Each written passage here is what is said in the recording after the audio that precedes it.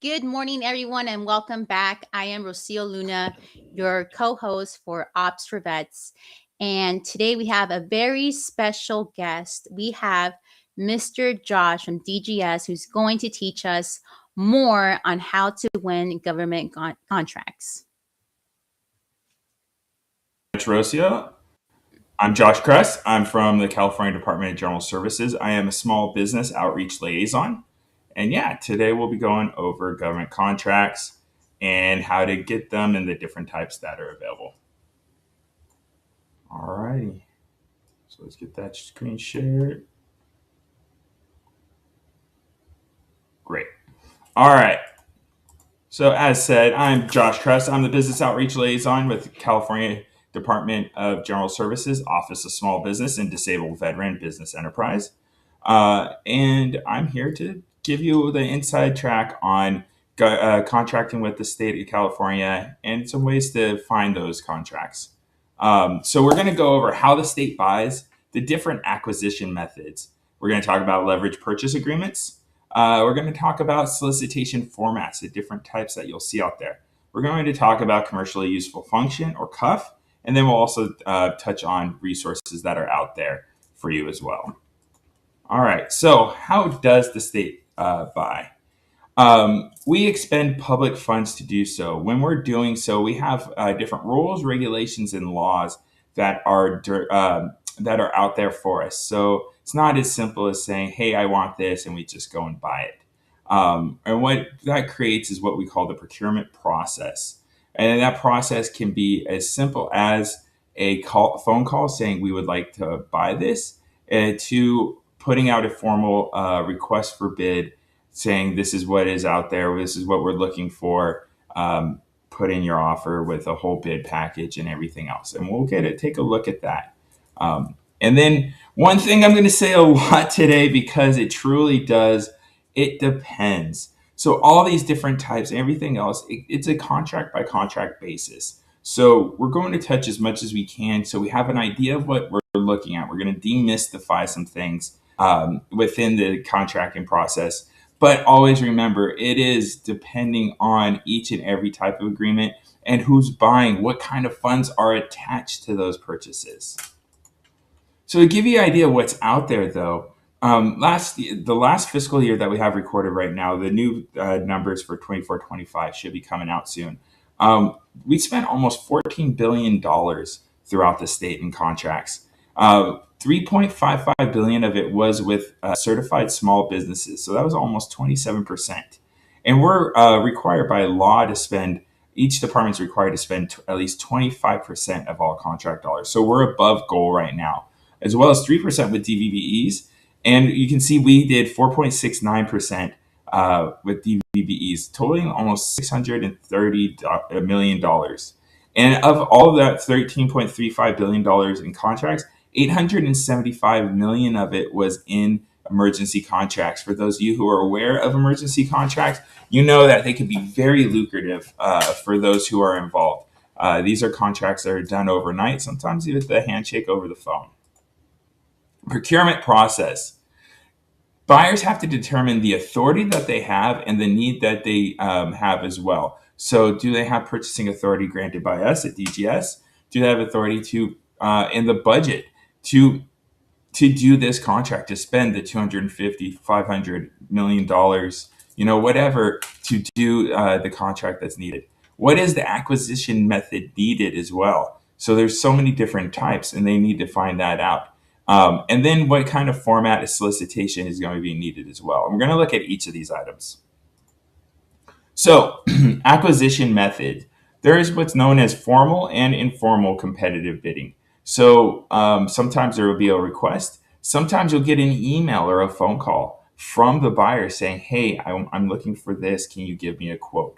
That happens quite a bit for certified businesses. That's why it's so important to get certified as an SB or DVBE. You'll be listed on Cal eProcure, and that's where these buyers are finding it. There's so many. This is that secret list, essentially, like where are all the acquisitions that are not being advertised happening? It's here. It's the buyers are reaching out to you and other businesses for bids. So that's really important. Keep that in mind. if you're not certified to do so, so you can get yourself another opportunity to be contacted to bid on an opportunity. There's what's called the SB and DVBE option. So sometimes there's contracts that are available only to those with a SB or a DVBE certification, or maybe there's a LPA or CMAS out there, and they have a SB or DVBE off ramp. So this is that opportunity for those who are certified. There's also what's known as fair and reasonable contracting, emergency contracting, and leverage purchase agreements. So formal and formal competitive. It's a competitive bidding process still. They still have to get 3 bids as well. But typically it's a written solicitation, sometimes a phone call if it's an emergency. But usually you'll get an email with a solicitation. They may allow phone quotes. Again, trying to just depending on the need. They're usually advertised, but not always. And it's always going for a low cost or best value valuation. So not always is it just the lowest bidder. Sometimes it is the material, the quality of the bid, services rendered. Sometimes if there's more services involved than the other at the same price, that could give itself value to win over the other bid. All right. SBDVB option. That's for procurements between $5,000 and $249,999.99, or up to $461,000 for public works. Only certified SBs and DVBs are eligible, just as I said prior. It requires 2 quotes for 2 SBs or 2 DVBEs. They cannot be mixed or matched. So there's parity in that. So making sure that, or equality, there's, if you're getting a bid from one DVB, you need to get it from another, and vice versa. It may be awarded to the lowest bidder. Again, value can get into this equation, and it may be advertised, it may not. Quite often they're not, just for time's sake. Fair and reasonable. Less than $10,000. Since this was made, it's actually $20,000 now. It's commonly used for minor procurements with a short timeline. So they're trying to get things done fast. A lot of procurements are done this way. Your office supplies, PPE, things like that, where they need it next week or in 2 weeks. So a lot of times they only need 1 quote for that because they're going. This is where it gets a little tough when you see those, Home Depot purchases when you're looking in Skippers and looking at past purchases, or why are they buying from place A or place B? Because they're using these fair and reasonable procurements. This is where, marketing to local procurement people. So, your Caltrans yard, finding at CHP office and finding out who's doing the purchasing, because this is who's doing those fair and reasonable purchases. There are various methods to determine fair and reasonable pricing. A lot of times, a buyer will get bids from a secondary location to show that the pricing is within range and within reason. It is awarded to the lowest bidder when that occurs, but these are definitely not advertised. This is where marketing gets involved, utilizing Cali Procure to see who's been purchasing through the Skippers, or it's really this past purchases option within Cali Procure. All right, emergency contracting.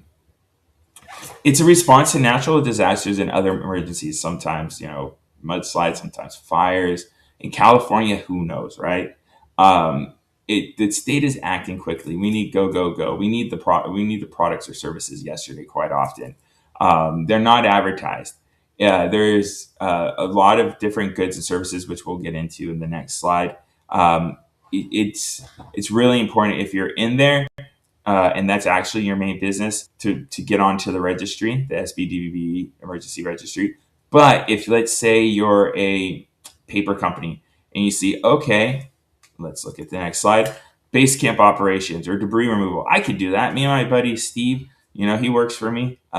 We could pivot and do those things. That's not going to be allowed in your registration. You want to make sure you're doing your main business function. If your business is not on that list, that's okay. It just means you're not available for emergency contracts. If you create a different company that is solely for those purposes, what's to stop you? Remember, your certification is based on all companies that you own. So you will have to update you would have to get another certification for that business. And that business would have to be to list your other business as well as as an affiliate when doing your applications from then on.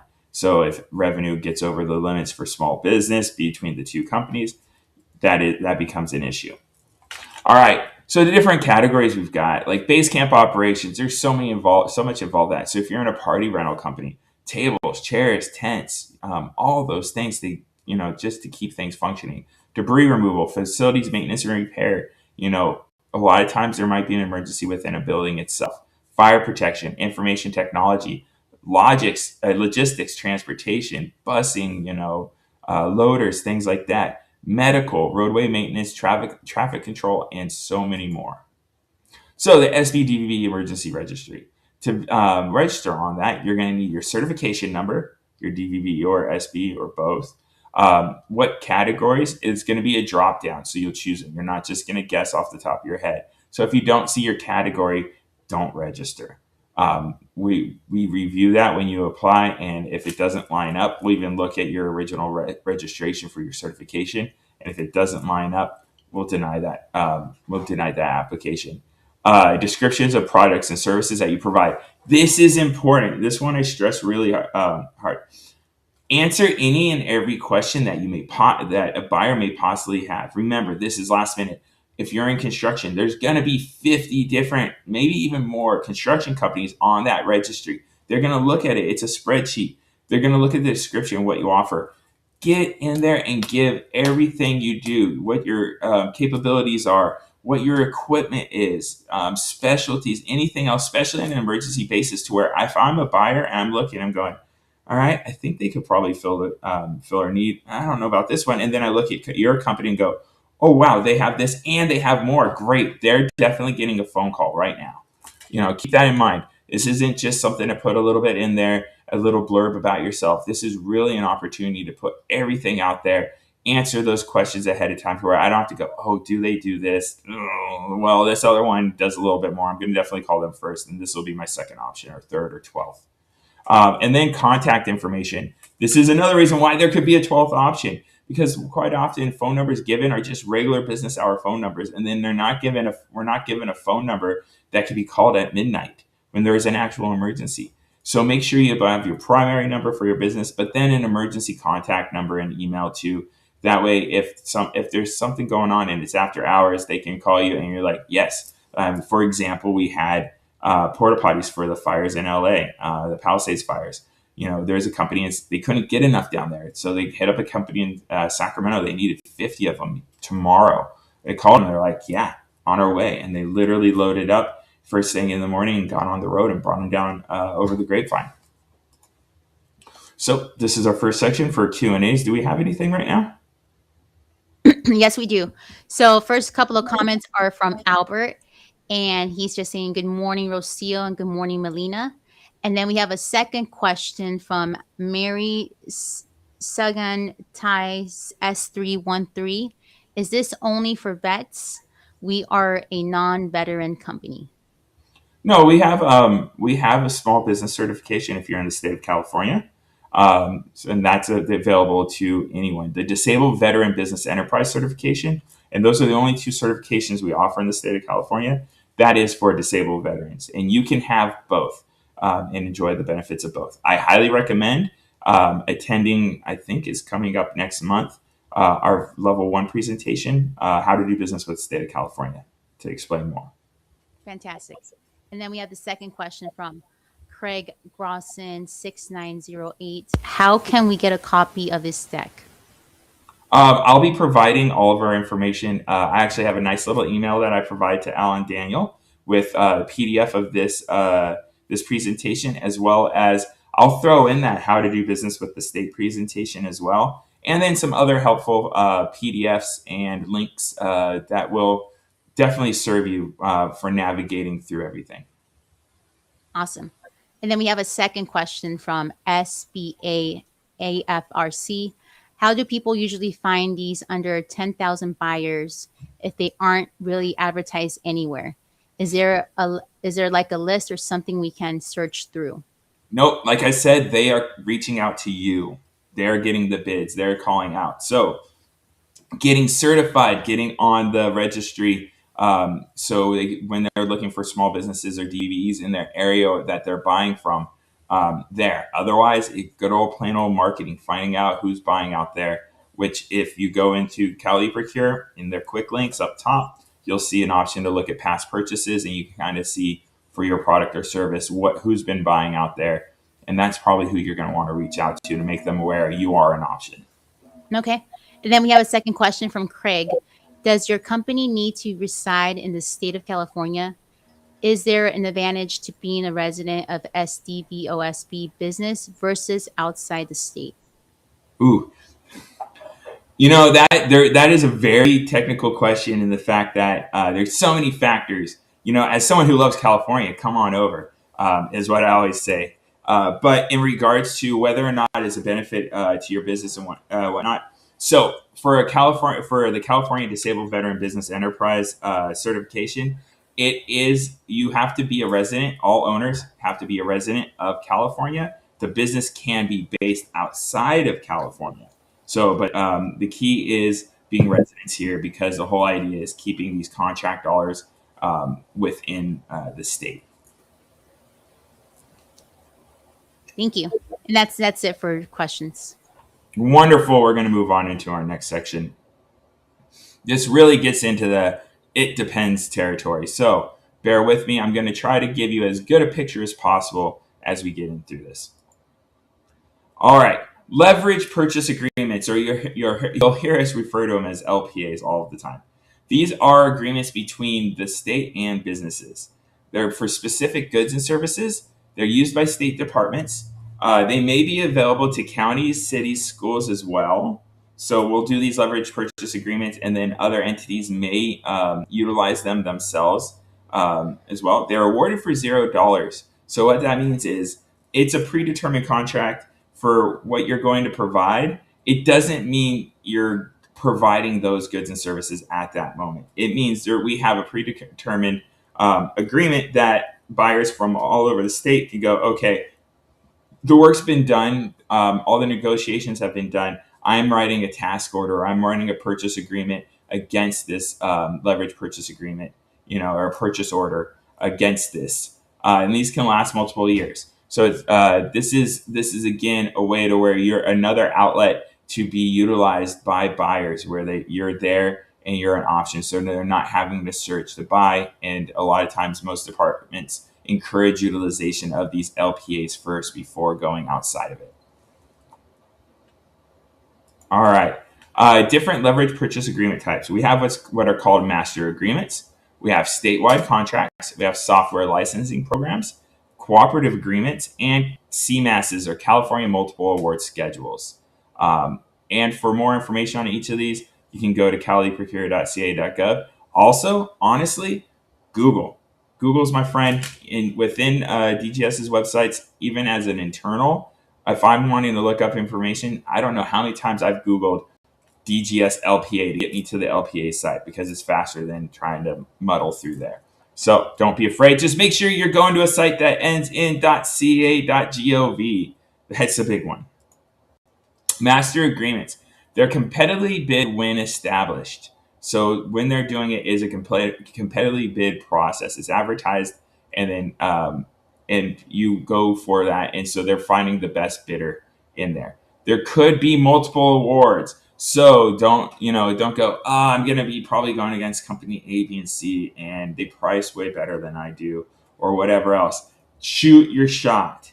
One, you learn the process, you get experienced in that, and then you get better and better. And as you grow and as you become more competitive, you're aware of the process, and you're that much sharper for the next time. What it does is it establishes a pre-qualified list of vendors. So for office supplies, for furniture, all of that. So buyers have to usually go to these master agreements first before buying outside. And the question that purchasing analysts will ask is there a master agreement for this product or service first? It looks like there is for this. Why are you not using this? And there has to be a lot of hoops you have to jump through to not utilize a master agreement. So these are there. So you're putting in that initial work to become one of those options for these buyers. And then it may require offers. So at times, because there are multiple businesses, there may have to be, there may be even a bidding process in that between different awarded businesses. So yes, you are capped out at this price and whatnot, but there may be asking, because sometimes there's a delivery time issue. Just different things like that. A lot of times, sometimes stock.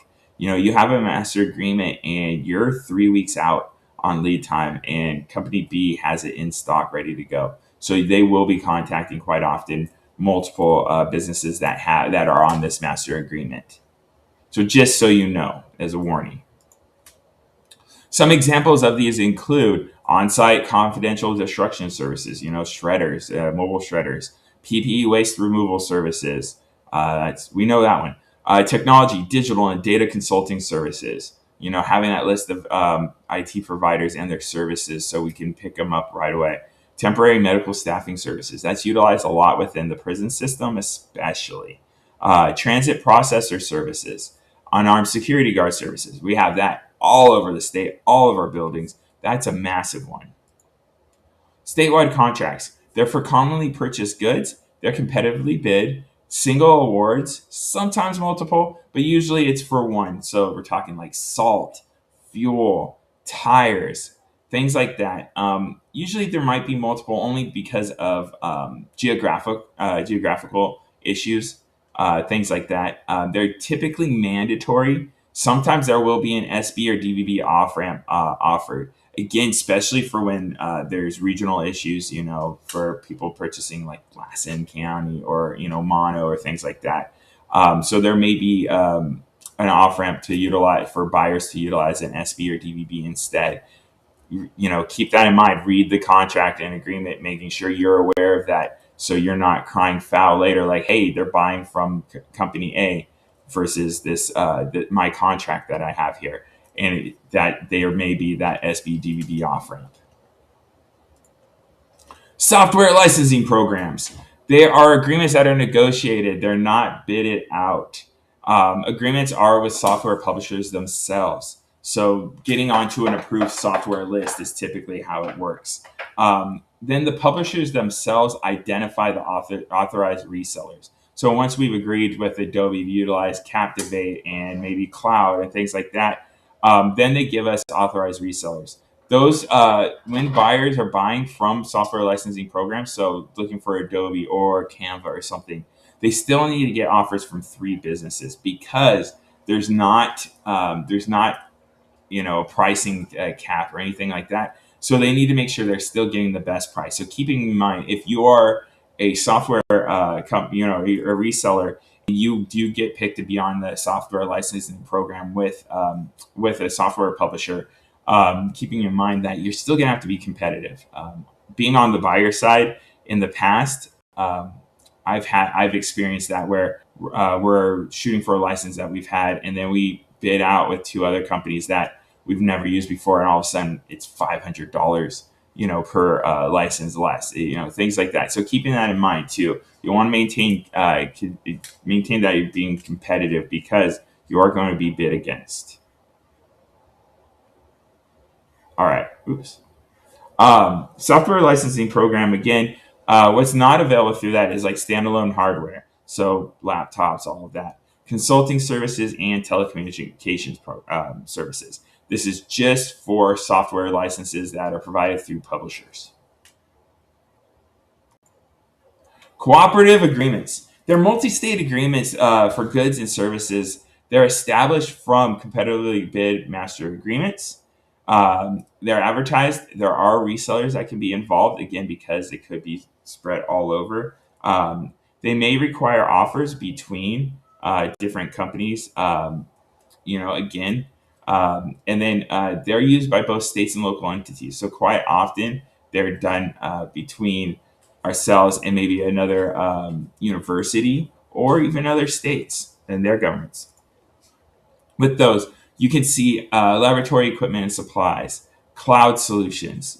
That's a big one where we have those cooperative agreements. copiers and managed print services, data communications, construction equipment, public safety communication products, services and solutions, on-demand remote interpreting and document translation, and facilities maintenance and repair and operations. These are just a few of those examples. All right, next we have California Multiple Award Schedules, also known as CMASs. You'll hear those a lot. That's a very common LPA out there. You apply for a schedule. A schedule is a list of goods and services. They are based on the federal GSA. That's what we're pulling them from. There are pre-established pricing and terms and conditions. So we're not reinventing the wheel in these CMASs. And what it does, it creates a pool of suppliers. So you getting onto a CMAS, again, is not a silver bullet, but it is one more tool that I highly recommend putting into your chest of contracting, getting on there. So if you see a schedule out there, apply for it. I highly recommend. Some of the schedules that are included are IT consultant services, written translation services, software maintenance and support, computer hardware technology, office supplies, strategic planning and consultation services, actuarial consulting services, automotive repair, and business administrative services. Let's look at that next. What they do not include: facility planning, medical services, nurses, registered nursing to be exact, human resources, security guard services, legal services, public works projects, and then engineering and architectural services, also known, you'll hear it as A&E. Let's go to the next. To apply for a CMAS, you go to the CMAS portal, dgs.service-now.com/CMAS. Don't expect you to remember it. Again, I'll be providing this as a PDF in there as well. I think in my email that I'll send to Al, it also includes a link to CMASs too. There, you're going to create an account. You're going to click New Company Registration Only, and then you're going to apply for a CMAS that is out there. So when going for a CMAS, what do you want to have ready? You want to have the schedule that you'd like to be on, the business name, your fiscal vendor ID, so you've already registered within fiscal, contact information, your Secretary of State registration. Now, if you're a sole prop or a partnership, you don't have one. Certification information, so are you an SB or a DVBE? Contractor's license, if applicable. Seller's permit, if applicable. And customer references, if applicable. Remember, all the certification information, it's not required to be certified. It does help. All right, to get there, you'll go to caliprocure.ca.gov. If you write down anything, write down Cali Procure. This is our online procurement marketplace. It also is your information hub. So you're going to hit that box on the left, sell to the state. These boxes are really simple. Sell to the state, get certified, find public information. That's where you find the past procurements and such and the opportunities that are out there. And then find training and resources. So we're going to sell to the state. And then you're going to go, You're going to go to the additional resources section down towards the bottom where it says search for state contracts, LPAs. And then this is the search. This is where you're going to find what's out there. It gives you an idea of what's going on. Again, for CMASs, you're going to want to go to that CMAS website, start the registration process, and then you're going to look from the GSA website to the schedule that you'd like to be put on. All right, here is our next Q&A section. That was a lot of information, I definitely know.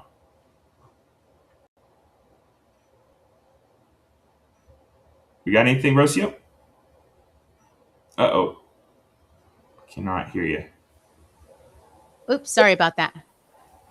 Okay, yes. So we do have a couple of questions. The first one is, where did it go? They had moved it. Okay, so it's from Mary. It said you said you can find Cali eProcure. Who are the buyers of our products? We are registered as SB and using a Cal eProcure. Where do we go to to find who the buyer is? So, as you saw, the sell to the state and then public information. Again, who the buyer? You can see past procurements, and within that, so in Skippers, another way is up on the quick links tab at Cali Procure. You'll see the fourth option, find past purchases. In there is the database of purchases that were entered within Fiscal since 2015. You can search within the search. Two of the fields are the person who did the procurement's name, and the second one is their email address. So when you go to find past purchases, again, I always utilize the quick links tab at the top ribbon of the page, and then that fourth option, find past purchases. Awesome. And then we have a second question from Miss Emily. Good morning. This is all great information. You said as long as the business owner resides in California. Do you mean the EIN needs to be registered to California, or just simply the business owners need to live in California? Your primary residence needs to be in California, domiciled in California. So Got not it.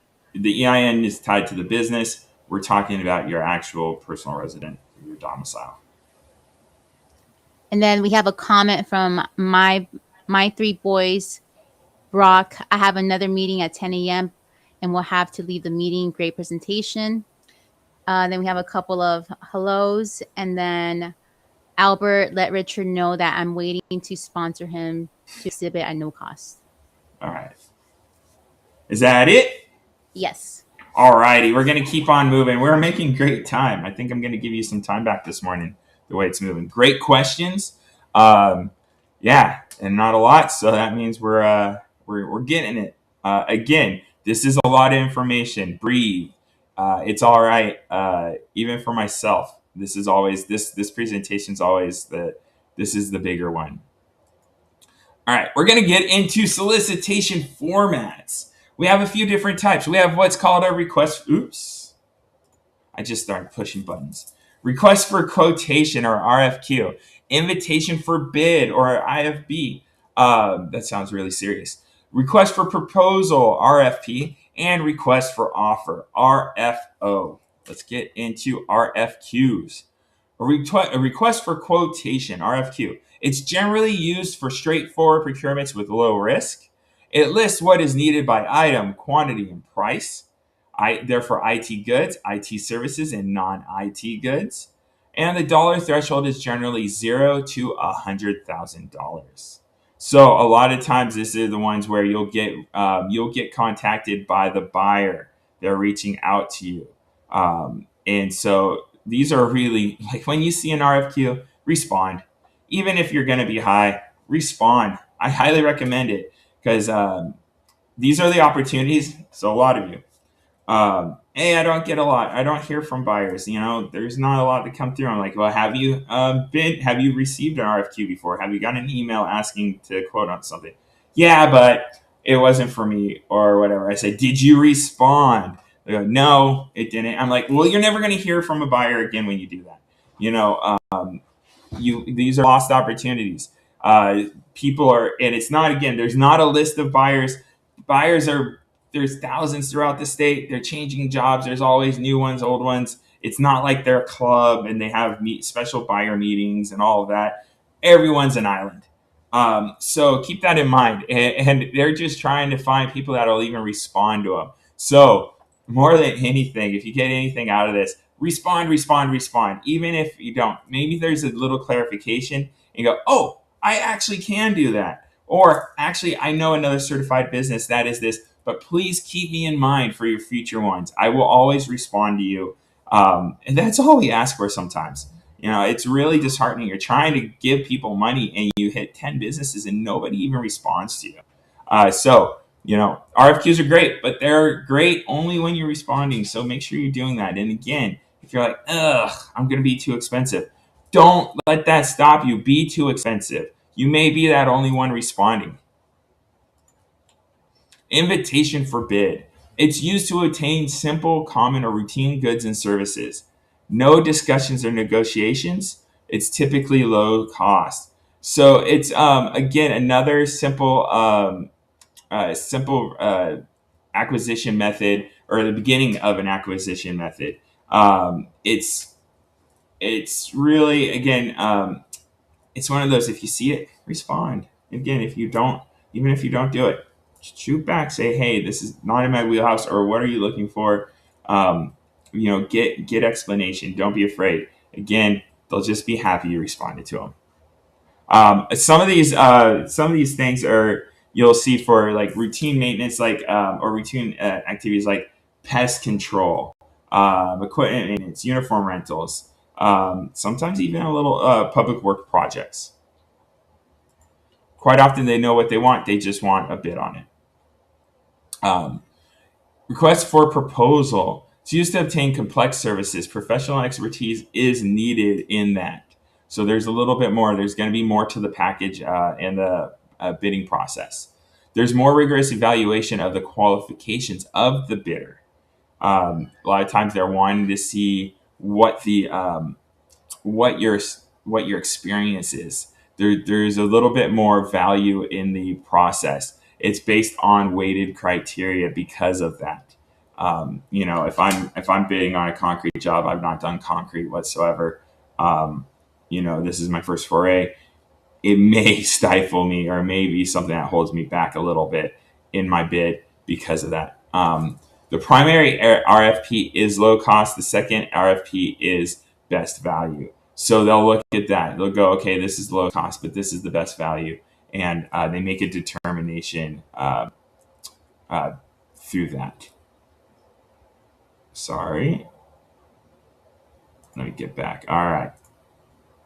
And remember, when you're certified as an SB or DVB, this is not on this slide, but I want to remind you, a small business certification gets you a 5% bidding preference up to $50,000. A DVBE certification gets you up to 5% bidding advantage up to another $50,000.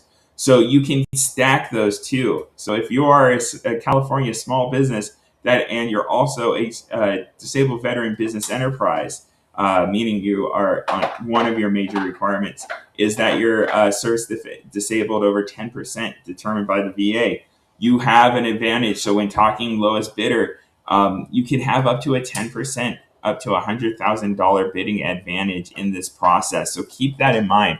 That is definitely a reason to get your certifications. And we talk about that a little bit more in our How to Do Business, which I'll attach as a PDF as well for you. Request for offer, or RFO. They're used when purchasing against an LPA. So those LPAs are out there. I want to buy something from it. I'm going to do an RFO to get an offer from you. It is for a specific transaction. So I need 50 widgets. I'm sending it to you. And then you're shooting back a specific response or offer in regards to that. So you're saying, okay, we've got 50 widgets. Shipped, yada, yada, yada, it's this amount. Again, if shipping's included in the contract process. All right, questions? Yes. So we have another question from Craig. Do you have a primary suppliers that bring in SDV OSB partners to help to meet the requirements for meeting the set aside purchasing requirements for some of these contracts, COOPS, SMAS, etc.? No, see, you're talking all federal. Those are all federal terms. Those are federal certifications. And nope, nope, nope. So you're asking federal? No. Within these leverage purchase agreements, CMAS and whatnot, there are not set asides. Now, within general contracts and such, like our construction contracts or maybe building or whatnot, it depends on each one. There could be a requirement or goal. Typically, it's no longer a goal, it's a requirement of maybe like in the bid 20% utilization of certified SBs in your bid process, or 5% or 20% utilization of DVBEs. Again, those are the only two certifications that the state of California acknowledges and uses, are the ones provided by us, the Department of General Services, small business or disabled veteran business enterprise. We do not have something specifically for veterans, only disabled veterans. Next question. And then we have a second question from LR Regard less ink. If you are if you have a federal diversity certifications, can you apply them to SMAS? Does SMAS have a minimum amount of sales the contractors have to meet each year? So again, CMASs are different than SMAS or SAMS, whatever you had said. Again, that's all federal. And then there's a second question. Are RFQs also typically lowest cost technically acceptable? Yeah, it's usually lowest cost wins. There sometimes is evaluation for value, um, but typically first the winning bid's going to be the lowest bidder. That's why having certifications for your bidder advantage is very important and helpful. Um, can be other considerations, especially if the bids are very, very close. Um, there can be, but typically within the state of California, lowest bid is going to be the winner. Not always. Again, it depends. And then there's a third question. Is there a place contractors can go to see industry days for SMAS buyers to track events where they can stay in touch with buyers who would be awarding them contracts? No. Simplest way is no. Cal eProcure is the only central marketplace for California procurement. When you see advertised contracts, the buyer, the contract manager, is listed on those listings. Other than that, there is no central repository for buyers or anything else. Again, the CMASs or the LPAs that are already established when you're doing that LPA search, there usually is a contact attached to that agreement, that is the contract manager for the CMAS. Again, you have to go through the application process. There's not an opportunity to kind of advertise yourself or market yourself to them, because it is a matter of a general application process for that schedule. Got it. And then we have a second question from Craig. I actually was not referring to the federal. I was simply asking if your suppliers ever partner with SDVOSBs or other small businesses partners on bids. Um, if if it's allowed in the agreement, typically in CMASs there's not room for subs, but again it depends on the agreement and if it says there is or not. But Got again, with CMASs and such, typically it's the business is supposed to be fulfilling the service unless determined within the agreement. All right. Well, thank you so much, Josh, for answering those questions. No problem. All right. So contract readiness. These are things to consider. Do you meet the requirements? Do you have the financial capacity? Can you deliver on that contract? These are things you want to consider before getting involved, because this can really affect you and your future. Contract readiness. Determining your eligibility. Can you meet the evaluation criteria?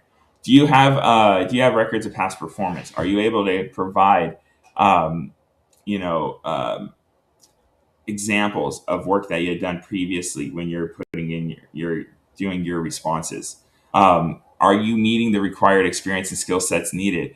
A lot of times within the bid packages or the RFO or RFPs, RFQs, they may ask for a certain amount of experience or certain skill sets. Sometimes if it's a consultant requiring a PMP for project management, things like that. And then do you have the production capability to meet that currently? So, bidding for a contract, hoping that, okay, if I get this contract, I can then capitalize off of it and then get reinvestment and grow my business from that. Yeah. That is definitely that's definitely dangerous and can it's a statement that you are not currently able to meet production capability. Now, maybe you're utilizing other facilities and such, whatever. That all comes down to what are the requirements within the contract.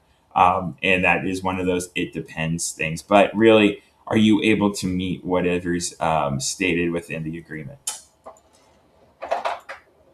So with that, with contract readiness, you don't want to miss out on a business opportunity by letting your certification lapse. So if you are currently certified as an SB or DVB, making sure that you are responding to those letters or emails. If if you're to expire in the next 6 months, you should have gotten a letter from us, from DGS, letting you know that your certification is going to expire in that time, and that certain documents are needed to keep it up. It's not just oh, okay, click a button. There are documents that we need to confirm that you're still eligible for your certification. Making sure your SB and DVBE profile information is up to date. You can do that all through Cali Procure. I don't know how many businesses I've talked to where they registered, they got a certification, and that's the last time they touched Cali Procure and logged in. You want to be in there more than that. Ensure you're certified to perform the category of work. So your certification within the application, you are stating the type of work you're doing, making sure that's matching what you're doing. If you've shifted, making sure that your certification is reflecting that shift. And then making sure you're properly licensed and insured for what you do, as well as the contract requirements itself. So depending on the type of contract, there may be bonding requirements, licensing requirements, insurance requirements for that. We do not determine what those requirements are. Do not reach out to us and go, well, I've got this. Is this enough? I've got this blanket policy. Is this enough? It is going to be a case-by-case basis on the requirements for the contract itself. The solicitation will state the requirements necessary for that to respond to that. Some common mistakes that we see: forgetting to sign all documents all the time. Hey, my bid wasn't accepted, or I didn't win. What happened? So often there's a missing signature that will disqualify you. Dotting your I's, crossing your T's, dotting your lowercase j's, even. Making sure you're covering all of those. Review before you submit a package. Forgetting to return all requested documentation and forms.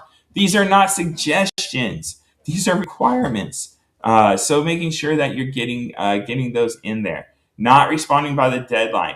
That's a massive one. People don't understand. When it says, Friday the 13th at 12 o'clock, or 12:01 p.m., if you submit at 12:02, you are disqualified. So for procrastinators like myself, and mind you, I owned a restaurant for 5 years. I know what your plates look like. I've been there. That's why I do this job, is because I've been in that seat. And I love what we do for y'all. So keep that in mind. I know that feeling. I know how many deadlines we have all of the time. Making sure you're meeting that. So give yourself a couple of days cushion. It's due the 13th. Well, it looks like today is when you want your bid package done. So you have time to do that review and make any changes in the last minute. So you are giving your best product possible to the buyer. Ignoring historical information available for pricing. So coming out of the blue, not doing your homework, that can really help. That can really be catastrophic. So seeing what people are bidding out there for your products and services. Asking me how? Don't. There are other organizations out there like Apex Accelerators that are more aware of what resources are out there to see what people are bidding, what they're winning different contracts at. So you're at least competitive with the market. Again, incorrect calculations, tax rates, whatever, on documents. Those tiny mistakes. It's the little things that can kill. Leaving out required permits, licenses, and bonding. Again, you have it. It's ready for your package, and you just missed that one bit. There's no going back. So making sure you're going through it. You create yourself a checklist. A lot of times checklists are included. Sometimes they're not. It's not their responsibility. It's your responsibility. Building those checklists based off of what the requirements are is a very valuable tool to create for yourself. Substituting items without the consent of the issuing department. So you have a like product. You're like, hey, these are exactly the same. It even comes out of the same factory. There's no difference. I can use these. Not without getting consent from the department and getting it in writing. That way you cover yourself. So you say, hey, I have this product instead. It is the exact same specs, comes from the same factory, everything else. It's just a rebrand. Is this acceptable? and then getting it back saying yes, this product is acceptable, and then including that in your bid. Not following all directions on the solicitation. This all seems really cut and dry, but it happens so often, and it's always the what happened, and then going through it, it's like, oh, it was this. And it's really disheartening. So getting ahead of this is really important. This might be one of those slides that you just post up on the wall, so you can look at that and remind yourself. Not filling out the recycled content form. It doesn't matter if you're not selling something that is recycled or whatnot. That form is required. So that'll be a part of the package. If not, look for it. Submitting cost proposal in same package as technical requirement. That'll be spelled out in the bidding requirements in the RFQ. You'll have that. All right. Tips for success. Ask questions early on. Do not wait until the last minute or after the bid due date. I don't know. I've seen a few packages that literally says you can ask questions from this date to this date, and it's like a week before the deadline, and then that's it. And to not expect responses after that. Pretty strict. So making sure you are getting those questions in ASAP. Make sure you read and understand the scope of work and the requirements set forth in the solicitation. It's going to be really hard to get good information back if you haven't read the scope and everything else and just ask plain questions. Well, what about this? What about that? It becomes abundantly clear you didn't read the package. You didn't read the scope. This is all spelt out. This does not bode well for you. So make sure that you're reading all the things ahead of time before you're asking those questions, so that you can form good, thought out questions that really allows the respondent to answer what you're really looking for versus this more general answer because you're asking this more general question. Tips for success some more. If your business secures a state contract, you are legally bound to deliver as promised. Legally bound. Keep that in mind. Many contracts do not pay until the job is completed. This is a big one. And a lot of the terms will be net 30 or net 45. That is from when invoice is accepted. So if you send an invoice and there's a dispute and you go back and forth, the clock has not started on getting paid. That's why I tell businesses, you better be capitalized or able to float an invoice for 90, maybe even more, to 120 days, depending on going back and forth. So that's why making sure the understanding of pricing and deliverables is really sound ahead of time. That's why I also suggest sending your invoice ahead of time. Like, hey, this is what this is what the invoice is going to look like. This is what I'm expecting to invoice when it's done. We'll adjust, being in contact with the contract manager as you're building your invoice out. So you've got an understanding, so you don't play that back and forth game because of a typo, a line item. It needs to just be described in this way. Work with a contract. I'm really proud of this suggestion. Work with the contract manager in their invoicing process so that invoice is accepted and processed as soon as possible. And an example, lump sum is an indicator that the invoice will be paid after the project or phase is complete. So for construction, lump sum payment per phase. So you're not seeing the payment until then, but you're still paying your subs. You're still paying your equipment rentals, all of that. So being able to float that capital as you go. All right. Any questions on this one? Yes, we do have a question. If you are awarded, from Mary, if you are awarded a contract, is it appropriate to give a present or gift to the contract contact manager? No.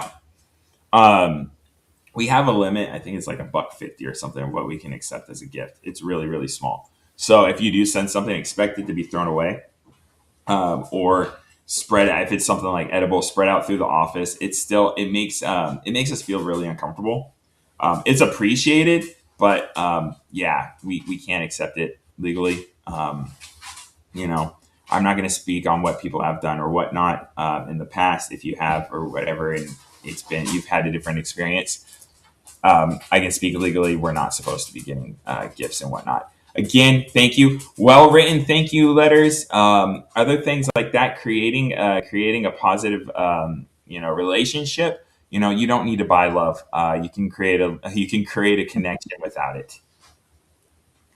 Yeah, I know you guys do have some very strict rules. So do the contractors. Um, so the second question from Melina, does California have a program to help contractors partially fund bonding for people who don't have that kind of insurance established yet? Good question. We do have governor has a department that assists. GoBiz is called, that assists small businesses with bonding and or connecting with organizations that does bonding. There's also small business development centers and Apex accelerators that do work with other entities and such to assist with that. We do not, and especially the buyers do not have, they do not get involved in that, but there are a lot of nonprofits and GoBiz that are out there to help assist with that. um, I highly recommend it. It's going to be in the resources slide, and I'll have links to them as well in the email that I send Al and Daniel, that will point to those groups. I highly recommend, especially SBDCs are, um, they're meant for startups and whatnot. So they're really geared for connecting to capital, insurance, bonding, things like that. Great answer, Josh.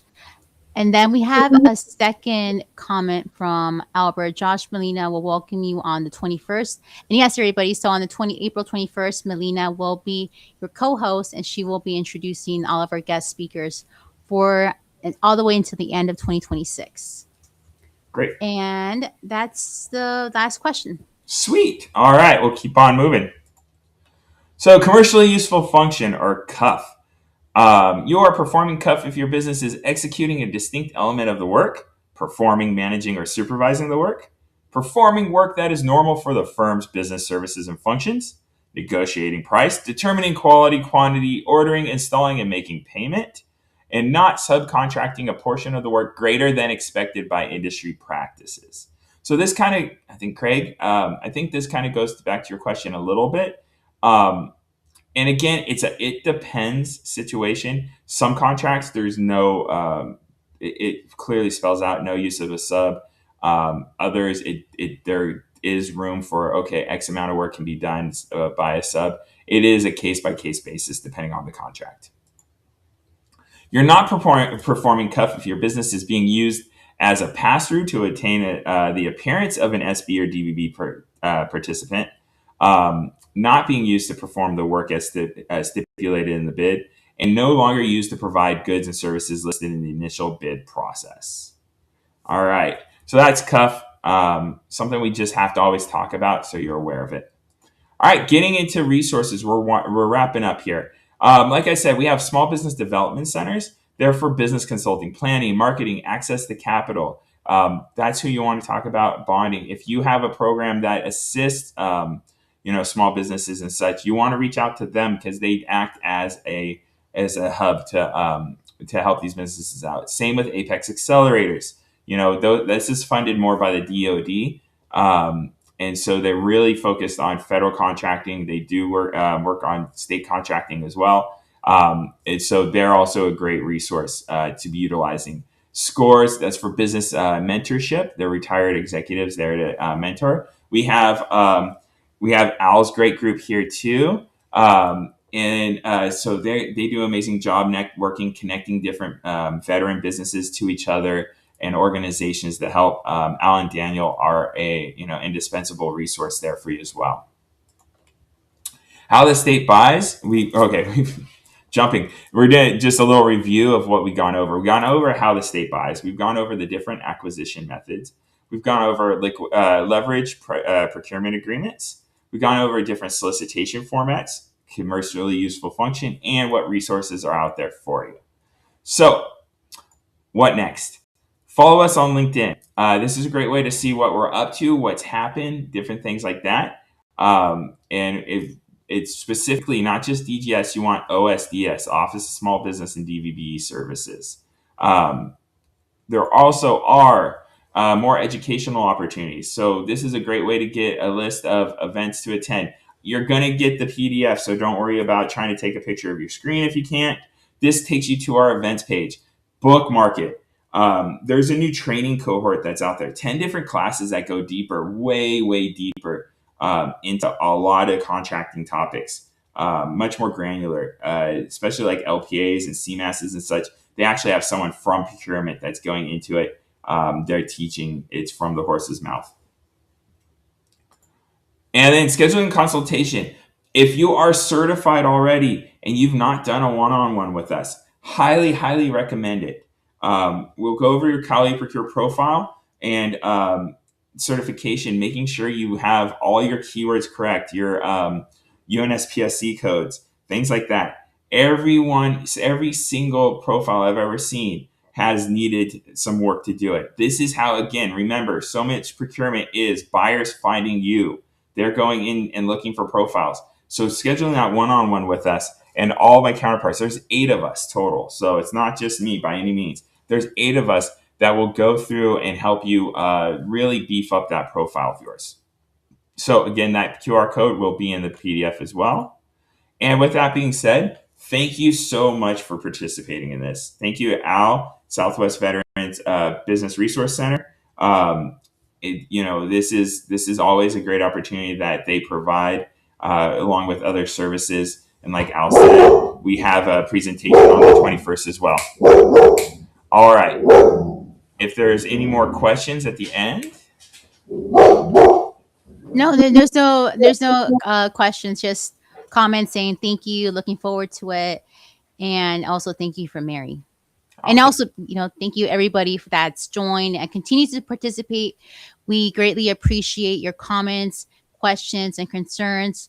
Always remember, sometimes maybe people may be shy to ask a question, or they may be driving or doing another task. So your questions really do help out. Everybody that's listening, and just know that this is also recorded on YouTube. So in case you guys missed it or would like to go back to it, you guys could find us on Ops for Vets on YouTube. Thank you guys so very much. You guys have a great day.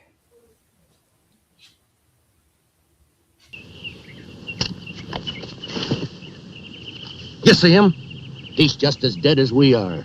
Now, you listen to me, youngster. Someday you're gonna wake up fighting on a beachhead. You pray to God some guy doesn't get killed because of your foolishness. You join the Marine Corps, Owens.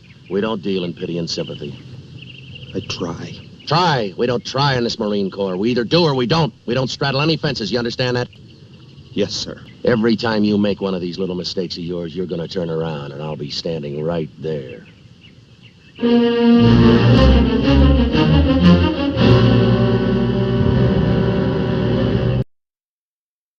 Need any money or anything, Man, I got over like a fat rat when I got out, man. I got my school money coming from the government once a month. I got my veterans check coming once a month. I got my 50% medical check coming to me for the rest of my life.